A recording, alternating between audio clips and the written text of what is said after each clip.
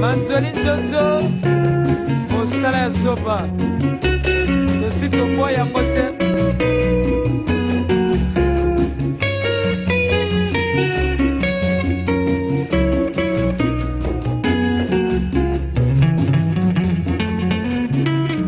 Nakondi Mateo Polingo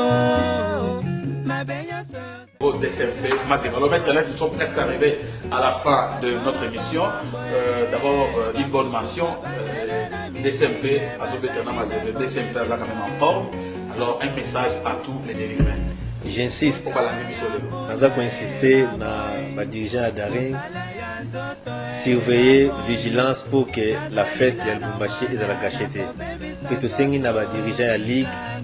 Bapono babete oyo bakozala à la hauteur ya musala bakosala babeli sa fête ya ba congolais te fête ya ba kinois te balbiti basala musala malamu baza balbiti partisan te toyebi comment les adversaires ya l'équipe Kinshasa comment ba se comportaka alors pour que le pire n'arrive tout sengi na ba dirigeant à ligue bapono babete ya bien et par rapport à ba joueurs détermination na bino boy mangoti na suka bokomona ndenge eko apporter ba fruits ya malamu na ba venir na bino.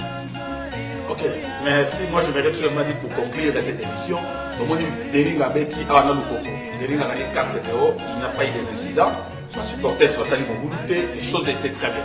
Tout le monde peut lui taper na mazebe 2 buts partout. Tout le monde était ce que ma supporters va menacer. Donc tout c'était très bien. Ma joueur mazebe c'était très bien. Donc nous voulons aussi que la fête continue.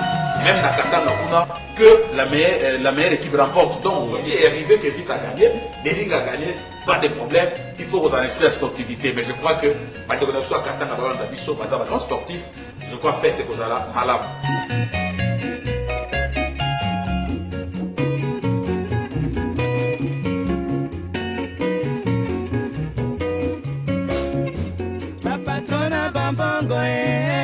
Bakoso papa jene na mitinge bazaline ko bebisa